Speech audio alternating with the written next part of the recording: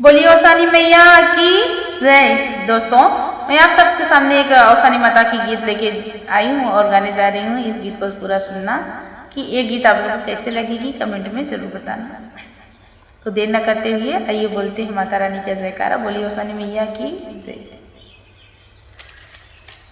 महिमा तोहार सब बखानी है अवसान महारानी। महिमा तोहार सब बखानी है अवसान महारानी। सबका तदी हो माई भरला सिंहोरवा। सबका तदी हो माई भरला सिंहोरवा। भरला सिंहोरवा माई भरला सिंहोरवा। हमका दात बजानी है अवसान महारानी। हमका दात बजानी है अवसान महारानी। महिमा तोहार सब बखानी है अवसान महारानी। सबका तदी हो माई ललकी चुनरिया। सबका तदी हो माई ललकी चुनरिया। ललकी चुनरिया माई ललकी चुनरिया।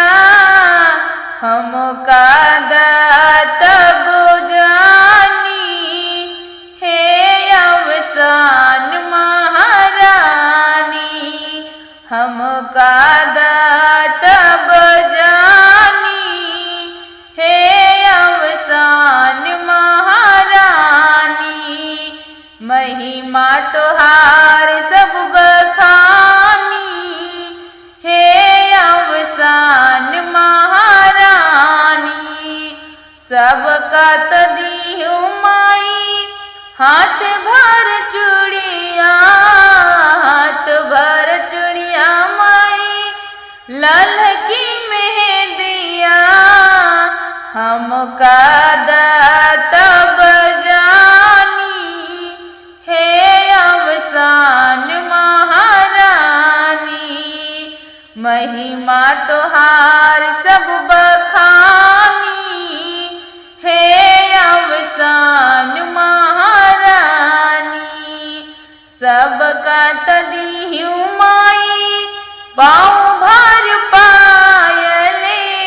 पाँव भर पायल माई ललका महावरे। पाँव भर पायल माई ललका महावरे। हमका दात बजानी है अवसान महारानी।